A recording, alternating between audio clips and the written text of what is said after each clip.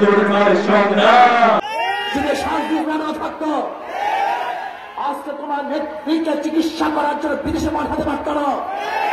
যদি আজকে ওরা না থাকতো আজকে খোলা আকাশের নিচে মাঠের মধ্যে রাজনীতি করতে পারত না।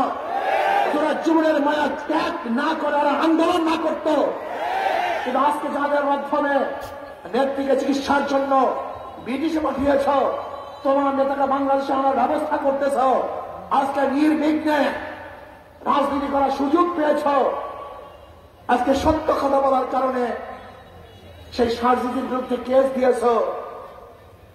বাংলাদেশের মানুষ তোমাদের এই ঔদ্ধত্য কোনো অবস্থাকেই মেনে নেবে না, মানতে পারে না।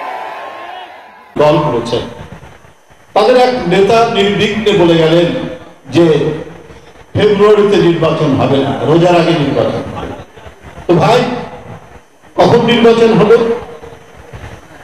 আপনার কথার যে সুর বা যে টোন, আপনি অনেক যুক্তি খাড়া করে একটা বিশ্লেষণী বক্তৃতা করতে পারবেন, কিন্তু গতকাল বক্তৃতার টোনের মধ্যে দেখলাম যে আপনি হাসিনা যে টোনে কথা বলতো সেই টোনটাই আপনার কণ্ঠ থেকে বেরিয়ে ভোটের মাধ্যমে হলেও এই ঘোষণাপত্র এবং জুলাই সনদকে আইনি এবং সাংবিধানিক কাঠামোর আওতায় নিয়ে আসতে হবে। শুরুতেই বলছি, এটা এআই দিয়ে নিখুঁতভাবে তৈরি করা হয়েছে।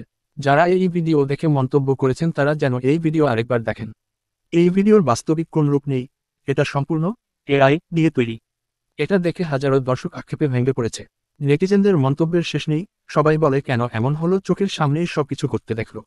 আসলে এটি সবাইকে ভুল বোঝানো হয়েছে। আশা করি সবাই বুঝতে পারছেন এটা একটা এআই দিয়ে নিখুঁতভাবে তৈরি করা হয়েছে। এর কোনো অস্তিত্ব পাওয়া যায়নি। ধন্যবাদ আপনাকে টপ নিউজ বাংলার সাথে থাকার জন্য।